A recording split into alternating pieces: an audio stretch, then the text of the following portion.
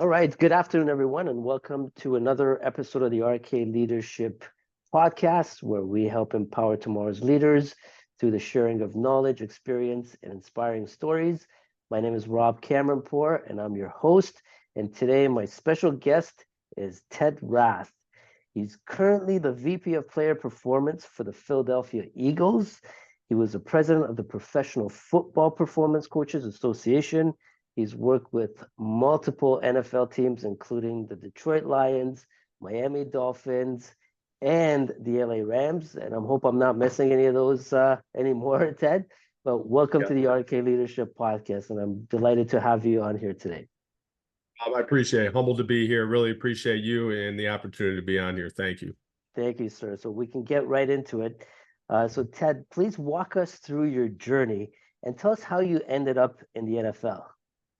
Yeah, shoot, great question. I'll give you the Cliff Notes version because I don't want to waste everyone's time and bore everybody to death. It started, I fell in love with really the sport of football. I think, Rob, it's one of those things from a leadership perspective and just from life lessons. I've learned so many valuable lessons from the sport of football because I do feel like it's a microcosm of what we deal with in life. You're going to have ups, you're going to have downs, you're going to have valleys, you're going to have adversity, and you have to learn how to lean into that stress. You have to learn how to lean into it to overcome it. So I've learned so many lessons from an early age. So I got very spoiled. I had great coaches in high school. I was fortunate to be able to go on and play in college. I played at the University of Toledo, a Division I program in the MAC. And then when I got finished, I had kind of fallen in love with the training aspect of it. I loved what football could teach you in other sports, just from that leadership like we had talked about. But also I started to fall in love with the process, how you trained and how you prepared your body physiologically, but then how you trained your mind mentally and psychologically. I think there's a tie in there. There's a marriage. So during that time at Toledo, I had kind of looked at the performance department, and then I actually switched majors. I began in physical therapy, but I switched because I saw a path and I said, I think I'm good at this. I think there's a congruence. I think I have a passion for this and a skill. So I kind of jumped in and started coaching. I was a graduate assistant for 1 year and then worked all over the place. I've been at the high school level. I got very fortunate and lucky. I got into the NFL at an early age. And when I took that job, I basically took a part-time job. I only made $10,000 that first year, and I was working my butt off like crazy. And I was making ends meet through starting high school strength and conditioning programs and performance programs. And that helped me, but it also allowed me to kind of put the time in and once again, develop that grit, develop through that adversity of not making much money, barely making ends meet, but really grinding and finding my way. And after that year, I got promoted, and it's been almost 2 decades in the NFL. So I've been very fortunate to work with amazing people and learn extremely valuable lessons from so many great leaders during that time. Nice. That's a great story, Ted. And you talked about 2 things, and I want to touch upon. One was you learned a lot of lessons. What was the biggest lesson that you learned during this journey so far? Yeah, there's been a lot, but if I had to pick one, Rob, I would say it's all about the process. I love saying this, do your habits of today align with your goals of tomorrow? Your process has to be put in place, and you have to put what I call daily deposits in place. You have to invest in yourself. So I always ask myself at the end of every day, what did I invest in myself today that myself next week or next month will be thankful for? Did I sleep? Did I optimize my sleep? Did I work out every single day this week? Did I make the right nutritional decisions? Did I read? Did I listen to a podcast? Did I sharpen my mind? Did I connect with somebody who's going to help me become a better person? And then when I can look back, those deposits become the long-term investment that creates success. So you can't skip that process. You have to put the time in. And what I always call those daily deposits, you have to specifically and intentionally take time to put those into your daily processes. Awesome. Well, that's some great advice, Ted. And you also talked about challenges. What was the biggest challenge that you overcame, again, in your journey? And there's been a lot of those too. And I think once again, you learn, you either fail or you learn. It's a Navy SEALs motto. And I got fortunate. I visited Coronado at one point when I was with the LA Rams, and watching them with that same mentality. You look at these elite operators. I've taken the same thing. I've been fired. I mean, it's professional sport. We work in a very high stress, high optimum on really performance. So if you're not performing or your team's not performing, a lot of the times people are getting fired. So when you look at that, that was a big piece of adversity that I went through early on in my career from the Detroit Lions, but it ended up sending me to the Miami Dolphins, later on the LA Rams and Philadelphia Eagles. So it was one of those things. It was a catalyst. And once again, during that time, you have two options. And the beauty is it's your choice. When you do that, you can sit back, you can fall back, say, why me? You can sulk, or you can really utilize that as a catalyst and say, all right, cool, I'm going to use this because whether it's whatever you believe in, if it's God's timing or whatever, you're in that situation. So your choices are there. It's either I'm going to respond or I'm not. And that's what I've always loved because once again, sports, any type of sport, football, baseball, basketball, I think teaches us those moments because adversity in our sport is a loss. And a loss might feel like the end of the world because if you live in a city like Philadelphia, they do live and die by every single game every week. So when you look at that, that builds that grit, that builds that adversity tolerance so that you can start to sharpen your mind and you can really build that mental and emotional stability where it doesn't matter. The outcome's not always going to define you, but if you focus back on your process, you're going to get the next job or you're going to win the next game. Whatever situation you're dealing with, you have to focus on that. So I would say that's a big piece of adversity, but it taught me an extremely valuable lesson within that. So Ted, again, those are some great points that you mentioned there. I want to go back to, failure. So when you fail, at the beginning, you don't have that kind of mindset to say, okay, I'm going to keep moving forward. I'm not going to sulk. I'm not going to have that victim mentality. For some people, that exists, and it's very difficult for them to overcome that. What's your advice to those people who, don't know how to get over that barrier and stop having that victim mentality and that learn from it and move on? How did you get over that? I love that. And I'm still trying to get over it, Rob. We're never a finished product. That's what I love. The first thing that popped into my head, it's a great book by Ryan Holiday, Ego is the Enemy.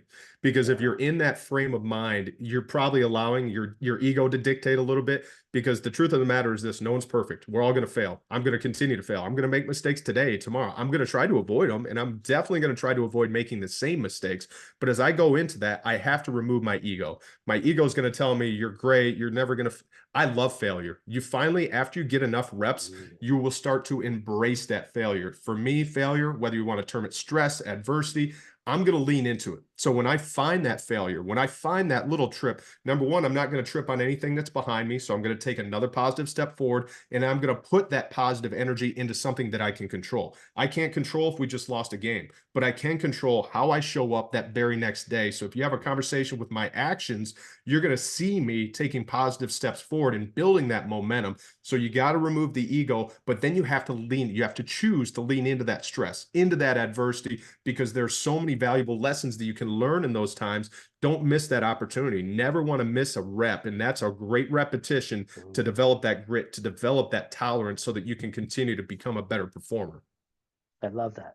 That's amazing. And again, I can tell you've got that hardcore mindset that's helped you get over that. So Ted, I want to step back and, I want to help people understand what it is that you do as a performance coach and what areas you focus on with the players. Yeah, man, it's a tough question because it's changed so much too, Rob. This is why it's cool. I love this question because since the last 10, 20 years, even the last 5 years, the amount of technology that has came in and helped us in a lot of ways, but it's really taken time to learn, to digest, and really to filter in, because if you allow some of the technology and some of the data that's come in, it can paralyze you and you're going to get slowed down. You're going to get stuck in the mud a little bit. So a day-to-day, there's no 2 days alike. I would start with that because every day I joke about this. There's days where I'm a therapist, I'm a guidance counselor, I'm a life counselor. There's days where I'm just strictly a physiological coach. There's days I'm a researcher, a data analyst. There's so many different roles and so many different hats that you have to run because we look at the player as 3 aspects: mind, body, and soul. So if I'm taking in a player or even a staff member, I'm looking at all those 3 disparities. So now I'm not just training the physiological aspect. There's certain things that we can do to develop strength, power, resiliency. We have to build body armor in a combative sport like football, but we have to train the mind. We can't ignore that side of it. So from an emotional standpoint, once again, high stress, high pressure environment, especially if you're a player and you're expected to perform. And a lot of people don't always understand the top 5 or 10 guys on our team are doing well. They're getting paid a lot of money, and a lot of those guys have some guaranteed contracts. Part of that is the very small percentage of the NFL. You look at the other guys And most of the players are living week to week, and we're cutting players literally in season every week. We're bringing in new players. We're getting rid of other players. So from a performance standpoint, that's a stressful environment. So getting everyone from a mind, body, and soul perspective aligned and in a good place where they feel comfortable so that they can go and perform, that's the most important thing. So a lot of times it's me having a conversation, Rob, with a player for an hour and a half, and it has nothing to do with football because they have no one else they can talk to, but they trust me. They come in, shut the door, and say, hey, I'm dealing with this life thing. It's my girlfriend, or I'm dealing with financial, whatever. And we sit there and I can help them hopefully come out on a better end when we're done with that conversation. So for me, it's looking at how we can impact the player, the person. So it's just like I would if I'm consulting with a business or a company. I'm going to dive into that person. It's not just the football player. It's not just the CEO or executive. What is this person? That person's built from a mind, body, and soul perspective. So we got to make sure we're touching and filtering through all of those areas. That's right. No, those are great points. Now I want to take that back to leadership. And what you talk about is having some of those conversations and sometimes difficult conversations with people. In your, in your experience, what has been one of the most difficult conversations you've had with a player that you might have, not been able to provide that proper feedback or help that you thought you would be able to? Yeah, there's one time, I love this because this story, I was just talking about it the other day, Rob. You have to make a decision. And I think when I was young with the LA Rams, I'd take on a leadership role. Basically, I was the youngest in the entire NFL at my position. Our head coach, Sean McVay, is the youngest head coach in the history of the NFL. So we're two relatively young individuals, and we're taking on these big leadership roles for an NFL organization. And I'll never forget the interesting thing when we get to training camp, Rob, our in-season rules kind of change. We have a collective bargaining agreement. But long story short, we're allowed to basically discipline our players so we can fine them. So we can fine them monetary amounts based on different rules that we apply. One is being within your weight range that's assigned. So if you're overweight, we can fine you by pound. If you're late to a meeting or a training session or something like that, we can fine you. And it's a decent amount of money. If you're late, it's almost like $4,000, Rob. You can be 10 seconds late. So my first training camp, we had set what we would call the standard. And our players, when we took on this new leadership role, Sean and I both met with all of our captains, the prominent leaders on the team. We said, what do you guys need? The year before we had gotten there, they had been 4-12, and they said, we're sick of losing. We want discipline. We want accountability because we know these are important factors that will help us build and create a standard. We said, okay, we're going to hold you to that. And at the same time, we're going to hold ourselves accountable too. So that started throughout that offseason, Rob, and we would set this up. If we made a mistake, the first thing that Sean did or the first thing I did is say, hey, guys, I messed that up. I would point it out. Don't run from it. There's got to be a default urgent mentality where you address mistakes when you make them. And then it allows players and everyone else around you to start to trust you. You build that trust and that connection, and then they start to take it. So we finally get to training camp. We had been on the job for 4 or 5 months. I had one player walk in to a training session 10 seconds late, Rob, literally 10 seconds late. And we had a glass door where we were at UC Irvine, where we went to training camp, and I could see him, and I'm checking the clock, and I'm like, come on, come on. Michael Brockers is his name. He's a great guy. And he came in 10 seconds. And so I blew up the whistle, brought up the whole team. I said, guys, this is going to be our first fine of the year because the standard is we have to be on time. If you're not going to show up on time, then the rest of the standards, we're just filling you with lip service. And he kind of said, oh, man, it's 10 seconds. And I said, you know what? It is 10 seconds. But here's the thing, Brock. If you're in the fourth quarter and we're trying to sack Russell Wilson to get into the playoffs and you have to finish the play, does the ref blow the whistle if you just put 2 hands on him? Or do you have to finish the tackle? Do you have to finish the play? That is the standard. Whether it's 10 seconds or 10 years, the standard is what we're going to allow with our daily actions. So in that moment, Rob, I had a decision to make, and I thought about it in my head. I'm going through all the negotiables. I was like, I could let them slide, but that's not the standard. So that default urgent mentality allowed me to step up and set the standard in place, and that standard helped build a really strong culture within the Rams organization.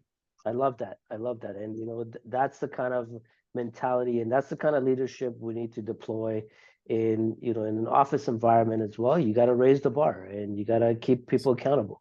So that's fantastic, Ted.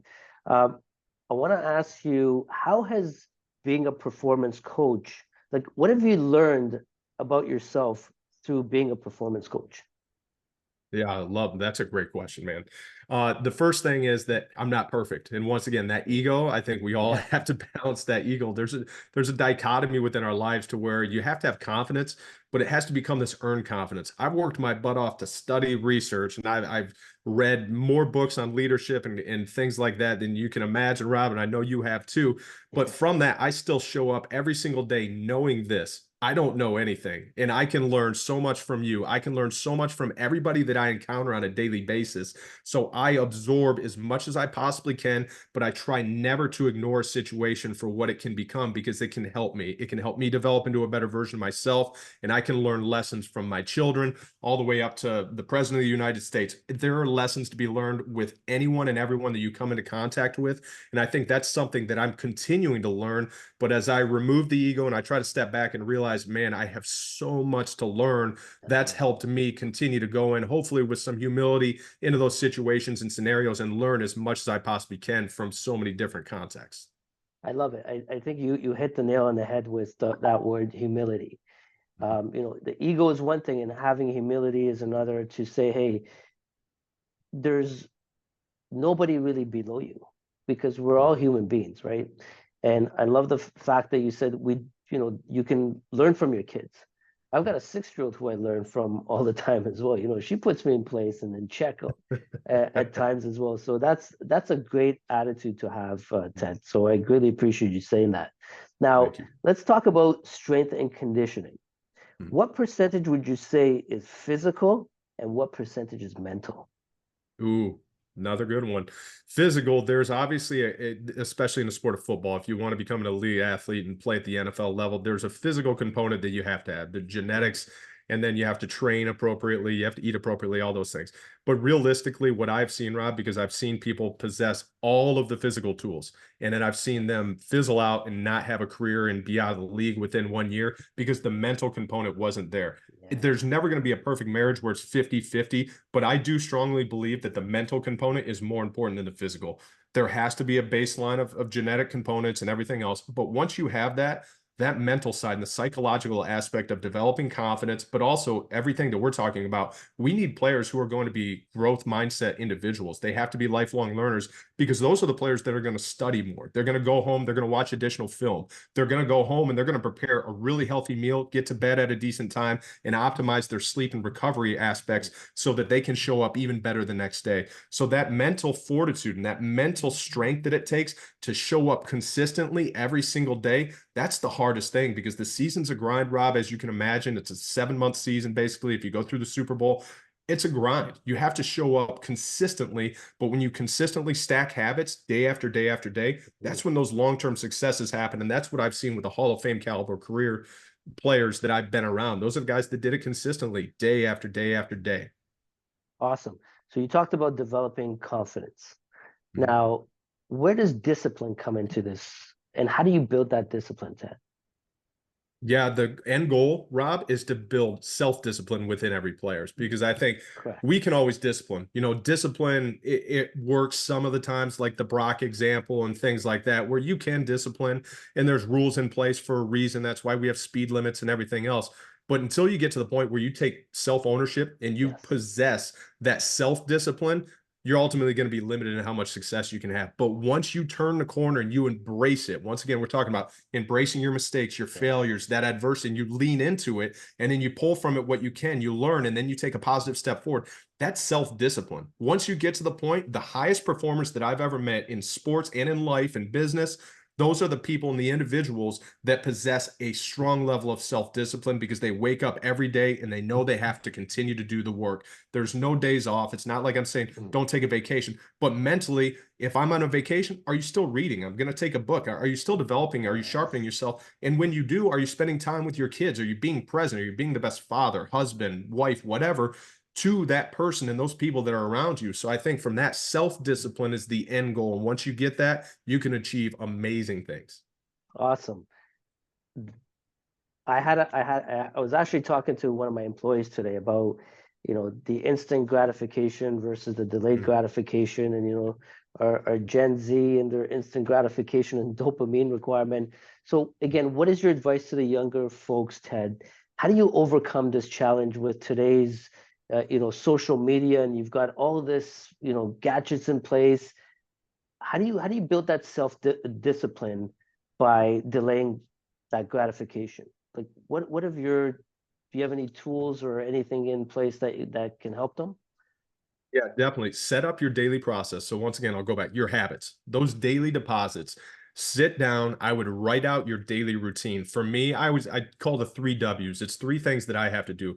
Worship. So I pray, I have to work out, and then I have to write. Right. For me, a writing practice allows me to get my thoughts down on paper, and it allows me to develop this clarity. So those 3 W's, that's how I start my day. I'm going to wake up, I'm going to pray, I'm going to read Bible scripture, and then I'm going to go into working out from a physical perspective. I'm going to do hard things to challenge my body physiologically, because that's going to help me show up for everyone else that depends on me. And then I'm going to write. I'm also going to read. I'm going to go through that. But if you build your daily process, at the end of a week, once I look back and I look at all those things that I've done consistently day after day after day, then I have all those daily deposits. That becomes the investment that's going to allow me to talk to you and hopefully learn and go into another meeting and develop another growth path to where I can share knowledge or something that I put time into over that previous week. It's going to pay dividends down the line. So for me, do your daily deposits, are they aligning with what you want your long-term growth to be? Because if you just say, if you spend all your money, it's a financial example, you're not going to have anything at the end of the week, at the end of the month. But when you put those daily deposits in, you set a little bit to the side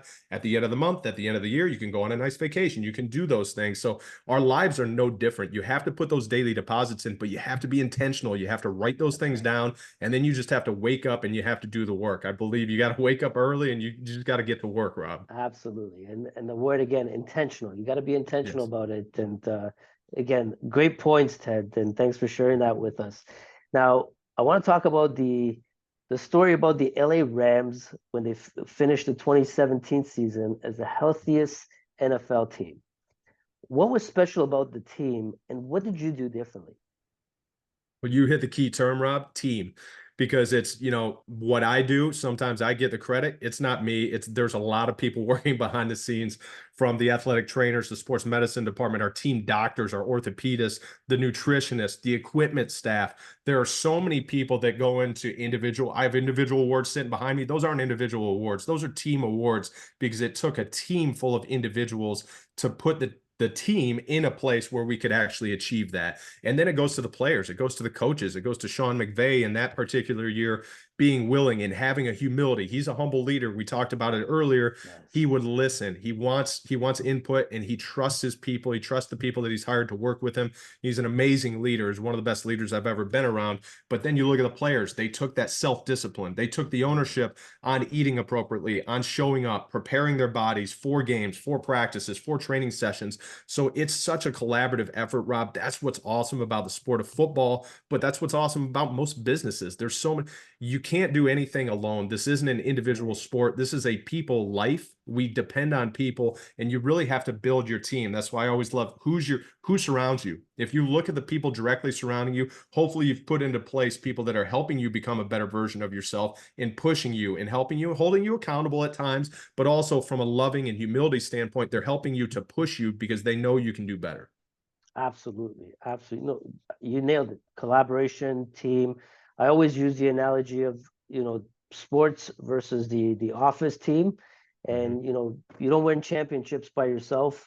And I've never seen just one star win a championship by him or herself. So I think you nailed it in a lot of ways, answering that question. Now, Ted, let's say if you were to build a team yourself, what characteristics would you look for in individuals, and putting the physical aside? Mm-hmm. Yeah, one of my favorite questions, Rob, and this happens if I'm hiring an employee, or if we're talking to a draft prospect, Right. or if I'm meeting a business and doing consulting work, I'm asking them this question. It's probably one of the first ones. Tell me a bit of adversity that you've been through, and tell me how it made you into a better version of yourself. Mm. Because I want to know, number one, it's going to teach me if you have a growth mindset. It's going to teach me if you lean into those situations that are inevitably going to come up because you're going to have more stress, you're going to have more adversity come at you at some point. I want to know how you embrace those moments. Going back to the Navy SEAL example, do you fail forward? Do you embrace that opportunity? Because that's all it is. It's not an obstacle, it's an opportunity. And if I'm hiring someone or if I'm interviewing, I want somebody that's going to see the opportunity and not the obstacle. Because once you recognize it as an opportunity, you're going to put forth the work, you're going to build the daily habits that you need to that are going to help you and allow you to become successful. So that's one of my first and favorite questions to ask. Awesome. Well, that's fantastic. I love that. I love these different, asking people different questions. So that's a great question, Ted. Now, Ted, we see in a lot of athletes in various professional sports, they often go through periods of slump. What happens in your opinion, and how would you help them? Another great question. There's a lot of components to that. So whether it's a physical thing, you look at the sport of baseball, high level, high achieving Hall of Fame players, they're failing 70% of the time that they're at bat. So when you think about that, you might go through a slump, you might 10 at bats, you might not get a single hit. I think there's a psychological component to that. Once again, Rob, it's what are you doing? Because those are many failures. Those are many obstacles that you can recognize as opportunities. So are you going back to work? Are you meeting with the hitting coach? Are you going into film study? Are you looking at your upcoming opponent, the pitcher? Are you studying them even more closely? So are you actually recognizing the opportunity there? Because when you do fail, those micro failures are going to lead to long-term success. And once again, I think the people that are tremendously successful in whatever business we're talking about, they love it when they have those micro failures because they embrace the learning that can come from those moments and then they apply it. It's not just embracing and recognizing. There has to be intentional action to it. You have to show up and then choose, hey, I struck out 10 times in a row. Great, you recognize it as a learning opportunity, but show me what you're going to do about it. We all see better than we hear. So I want to see someone's action rather than just hear these words. I want the words, but I want to recognize the action where they're actually going in and they're making a change. Awesome. Now, again, I want to take parallels here. Coming in an office setting, you've got a lot of issues at home. Let's say you've got marital issues, relationship problems, whatever it may be. And sometimes that impacts people's mindsets and it impacts the productivity or the quality of the work that they do. Now, let's draw parallels with athletes. They go through the same thing. I can I'm sure that, as you've heard a lot of the stories, how do you deal with those kind of issues, and how do you create that mindset where you can leave that at the door or turn it off? Yeah, step one is recognizing it because I think people have this misconception, Rob, and I've gotten this question a lot, and I'm sure you have too. Yeah. How do you find work-life balance?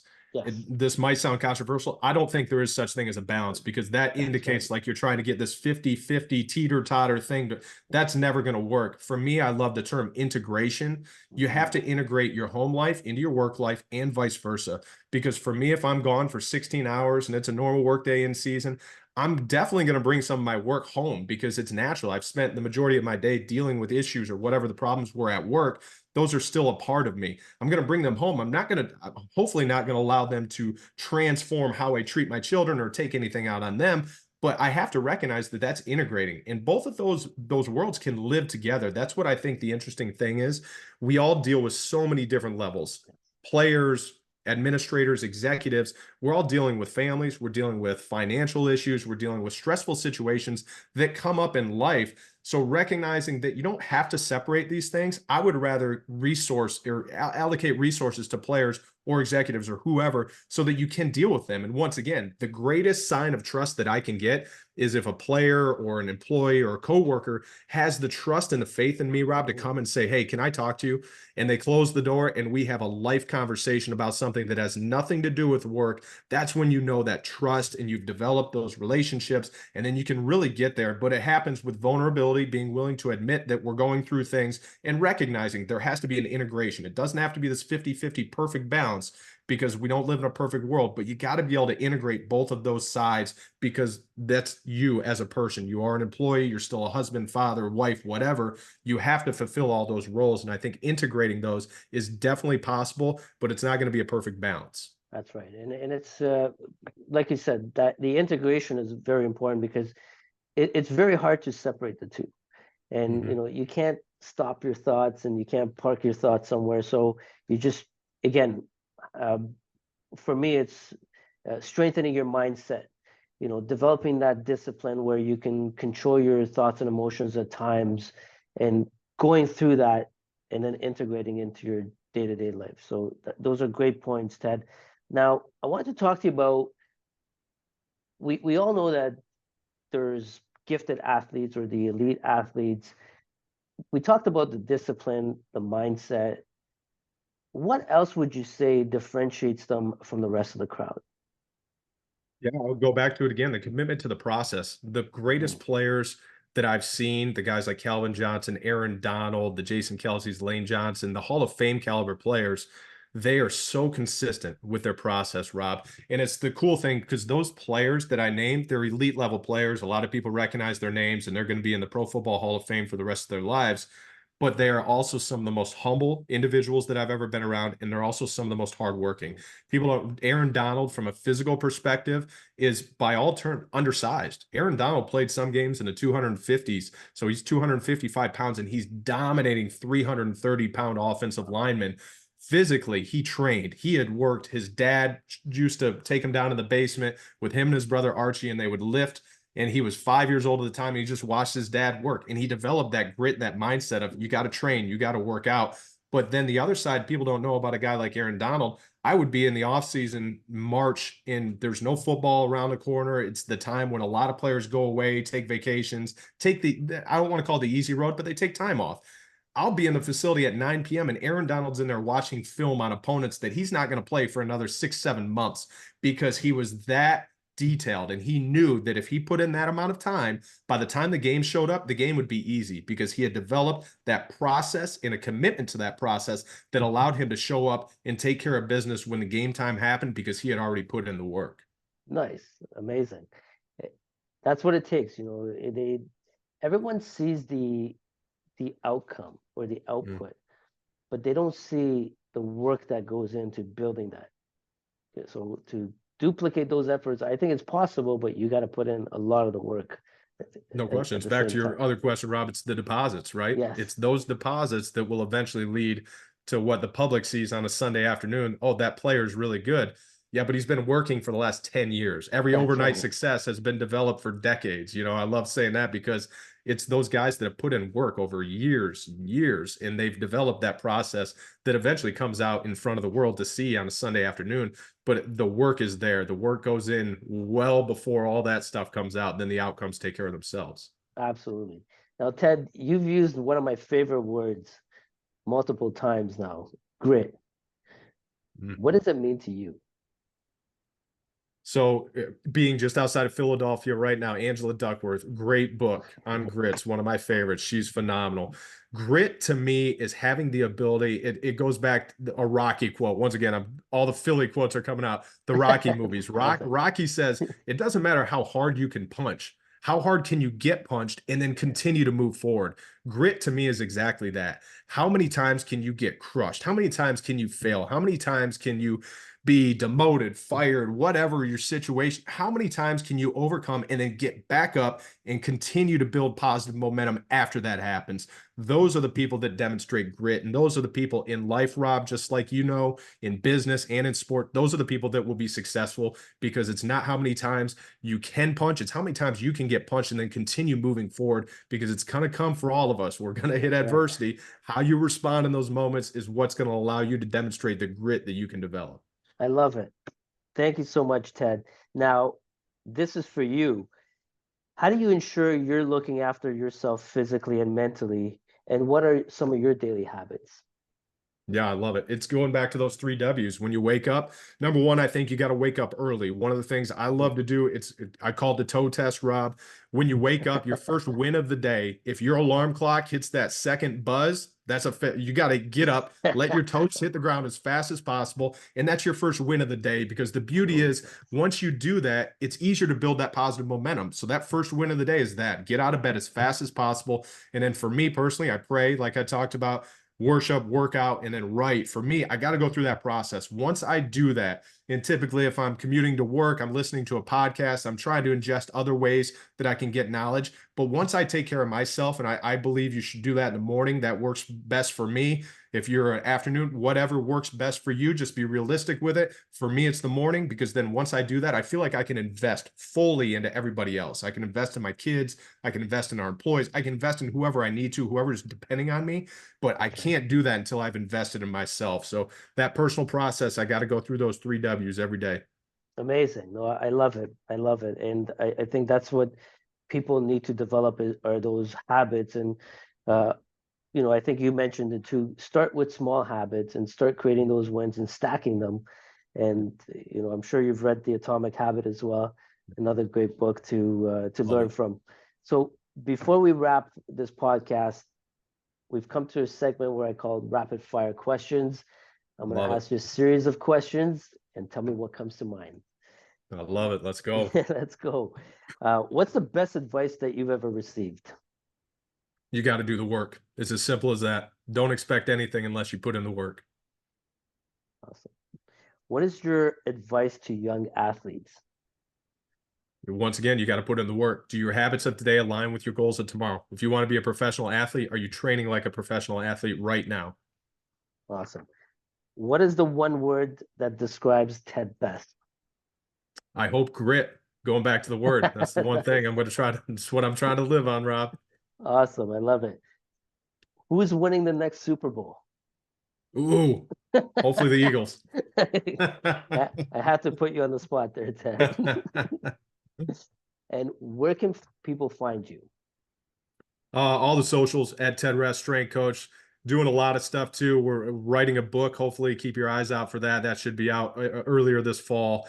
And then just launched a YouTube channel. So Ted Rest Strength Coach, it's fitness related, and then all the socials. So trying to get out there and spread the word and hopefully help some people. Awesome. Thank you so much. I greatly appreciate your time today with me. I'm sure a lot of people have learned a lot from you today, from sharing your knowledge and experience, and that's what this podcast is really about. For those out there who have any questions for Ted, please drop them in the comment box below, or you can reach him directly. But again, thank you so much, Ted, for being with me today, and we'll see everyone else on the next episode. Take care, everybody. Thank you, Rob.